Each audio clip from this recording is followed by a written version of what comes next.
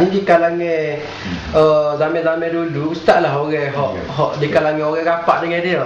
Betul. Selain pada arwah Ustaz Omar Khalid, Allah yarham Ustaz Omar Khalid, ustaz lah di antara orang yang boleh rapat dengan dia. Bolehkah ustaz kita sifat sebenar Ni Aziz dia sembunyikan kepada rakyat Kelantan selama 20 tahun? Sebab sekarang ini mungkin Ni Aziz berceritakan kepada pokok blogger dan pokok pemberita sifat Ustaz Noh. Kita nak tahu sifat Ni Aziz sebenar. Di antara sifat Ni Aziz ni, kalau setahu saya, setakat yang saya kenal, dia ni belajar dengan India. Saya belajar dengan dia. Mula dia sebagai seorang anak kepada orang panggil Tok Nima Ali. Orang panggil Tok Guru Nima Ali. Dia membawa kaum muda. Jadi anak dia Ni Aziz ni nurul juga ayah dia. Nurul dari segi ilmu tu. Akhirnya dia pergi belajar ke India. Dia tambah lagi ilmu autar dia di India. Putar belik dia tu dia belajar di India. Lepas tu habis di India tu dia pergi sambung pelajaran di Mesir. Diceluk lah. Ilmu tak ada ngaji lah mana. Dia pergi celuk. Jadi ilmu dia tu kita tahu dah setakat mana. Dia belajar di India ni banyak dia tekan masalah hadis dan tafsir. Tafsir Quran dan hadis Nabi. Masalah fiqh, masalah ilmu-ilmu lain dia tak ambil berat. Jadi pahaman dia tu pahaman berdasar kepada kepala otak dia. Dia nak tafsirkan Quran ala tafsir birra'yi kita panggil. Tafsir Quran berdasarkan pandangan fikiran dia sendiri. Begitu juga hadis-hadis Nabi SAW. Dia belajar hadis, dia hafal matan-matan hadis Arab tu, dia terjemah mengikut pahaman dia juga. Sebab tu banyak terjemahan dia dalam bahasa Malaysia pun dia tidak bererti, bahasa Arab pun dia tidak erti. Saya pernah menyatakan semasa saya bersama dia pun bahasa Arab Ni Aziz dipertikai. Itu dah ada sahabat. Semasa saya lepas pun saya sudah pertikai pelajaran Ni Aziz. Ni Aziz belajar Arab boleh cakap sikit-sikit, boleh tafsir Quran sikit-sikit pun dengan cara bahasa yang tak betul. Macam dia tafsir ayat dia tafsir Al-Qahhar, Al-Jabbar, dia tafsir Tuhan lebih samsi. Di manakah Al-Qahhar, Al-Jabbar, sifat Tuhan yang mulia ni ditafsir dengan satu sifat yang hina? Boleh dia ubah tafsir. Tapi oleh kerana orang ramai melihatkan dia ni bertopengkan Islam, bertopengkan sebagai seorang ulama, sebagai pemimpin ulama, dengan serbannya, dengan dengan jubah dia, dengan macam-macam janggut dia, menyebabkan masyarakat ni dia ingat dia ni seorang yang alim. Hari ni pun masih ramai orang Kelantan dan orang Malaysia ni menganggap, termasuk orang UMNO sendiri, menganggap dia tu seorang yang alim di Malaysia. Di Asia, waktu saya bersama-sama dia dalam PAH dulu, dia ni dengan Haji Hadi merupakan pemimpin ulama Asia ke persidangan ulama sedunia, persidangan orang Islam, umat Islam dalam haji ke dalam apa-apa muktamar dalam dunia ni. Di Asia ni boleh dikatakan Haji Hadi dengan Ni Aziz lah yang popular pada masa itu. Sehingga tahun 88 saya bersama-sama dia tahun 88 mulai kenal, dan disitulah saya mengatakan dengan kawan-kawan saya ramai yang masih ada lapas, yang keluar PAS, termasuklah segala Ustaz Mustafa Taib, Datuk Ghazali, termasuk ulama-ulama yang ramai Terengganu dan Kelantan.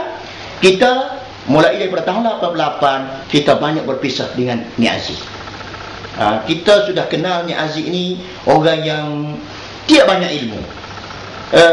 Dia hanya boleh mentafsirkan Quran setakat mengikut ar-ra'yi dia, tafsir bir-ra'yi. Jadi apabila banyak hukum-hukum fiqh ni dia tak belajar siasa.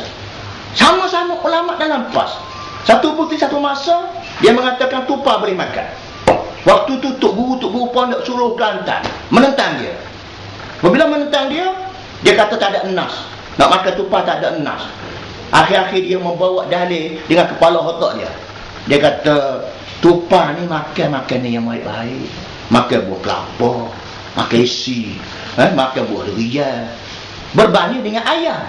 Sedangkan ayam dia kata, ayam kampung dulu kan, makan najis lah, makan apa kata-kata. Ayam boleh makan. Ayam yang makan macam yang boleh makan dalam Islam. Tupa yang makan makanan ayam cantik-cantik tentulah lebih boleh makan, kata dia. Dia pakai otak kepala otak ni. Akhirnya ketua Dewan Ulama Kelantan Haji Zakaria yang bersama-sama saya pada waktu itu bawa kitab, dia tunjuk kepada dia ayat ada dalam mana. Sebelum daripada dia tak temu, dia tak nampak, dia tak reti, dia tak temu dalil ayat ni boleh makan. Lalu ditunjuk oleh Tugu Haji Zakaria ni nasihat. Dia tarik balik. Dia pernah pula mengajar kitab berapa? Kitab yang banyak mazhab ni. Kita larang, puak-puak kita larang. Jangan bawa benda-benda ni. Macam semaya tak boleh baca usolli, bid'ah. Dia mengajak usolli, kalau dia semaya kat orang usolli fardu zuhri, usolli fardu asri ke, ini bid'ah. Dia cakap. Dia mengajar macam mana? Allahu akbar, Tuhan Maha Besar. Tuhan Maha Besar. Di situ ramai orang ikut dia semaya. Walaupun sama-sama orang PAH. Orang PAH sama orang PAH. Orang PAH tak turut ni Aziz sebagai imam semaya. Tunggu kubur. Itu bid'ah. Langsunglah. Pergi melawat atas kubur. Bid'ah. Hatta selawat kepada Rasulullah sallallahu alaihi wasallam musim-musim Maulud kan. Termasuk beberapa peristiwa di Tutup Guru Pondok. Di antaranya peristiwa yang berlaku di Pondok Sungadrian, Kuala Kerat. Sewaktu Haji Abdul Rahman Sungadrian masih hidup, dia buat majlis Maulud Nabi. Waktu itu semua orang lain bangun berselawat. Biasalah bangun berselawat kan. Sallallahu ala Muhammad. Bangun berdiri. Dia sahaja ada cokok. Dia kata berdiri itu bid'ah. Dia sahaja berdoa. Akhirnya berkelahi dengan Haji Abdul Rahman Sungadrian. Memula ayah pada Ustaz Atih Waibilan. Masih PAH juga. Walaupun bercanggah pendapat, dia masih PAH juga dari segi politik. Jadi sampai sekarang pun dia membawa Syiah lah, membawa ajaran Wahabi lah, dia membawa macam-macam ajaran pun, tapi dia dilindungi oleh pakaian serba dia, oleh janggut dia, dilindungi oleh perangai-perangai yang lain. Dengan saya pada tahun 88 tu, hak paling besar saya lawan dia masalah ayat kam min fi'atin qalilatin ghalabat fi'atan katsiratan biiznillah. Saya tanya dia, ayat ni bermaksud berapa banyak golongan yang sedikit boleh mengalahkan golongan yang ramai dengan izin Allah. Dia kata ayat tu ayat zaman begini. Sekarang ni ayat tu sekarang ni zaman demokrasi. Apabila zaman demokrasi benar saya tak benar habis. Saya jawab balik. Ini dalam majlis meresmikan satu surau baru di Kaputini dekat OKCI. Lama Wipo. Tahun berapa? Tahun 88. Lama Wipo. Di situ saya tanya, adakah ayat ini? Ayat kam min fi'atin qalilatin ghalabat fi'atan katsiratan biiznillah ini hanya sesuai di zaman unta, tidak sesuai dengan zaman kereta. Saya kata dia. Mengikut pengajian saya dalam kaedah usul fiqh, metodologi hukum, dan saya sebagai seorang profesor madya dalam perundangan Islam, saya tahu sangat dalam masalah undang-undang. Sehingga ramai anak murid saya jadi mufti sekarang di Malaysia ni. Ada yang jadi peguam-peguam syar'i serata mahkamah di Malaysia ni, pelajar saya. Termasuk Ustaz Datuk Seri Jamil Khair, setiausaha dia Syahabuddin.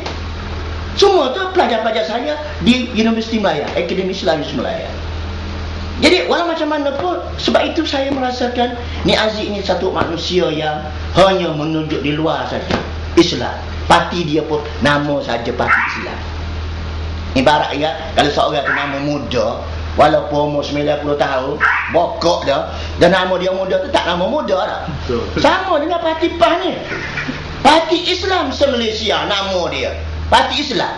Walaupun cara dia bergerak dengan samsingnya, dengan mengingkari perintah-perintah Tuhan, tapi nama parti Islam juga. Padahal dia berjuang di atas dasar politik serupa dengan politik Abdullah bin Ubay di Madinah dulu. Kalau sesiapa yang baca sejarah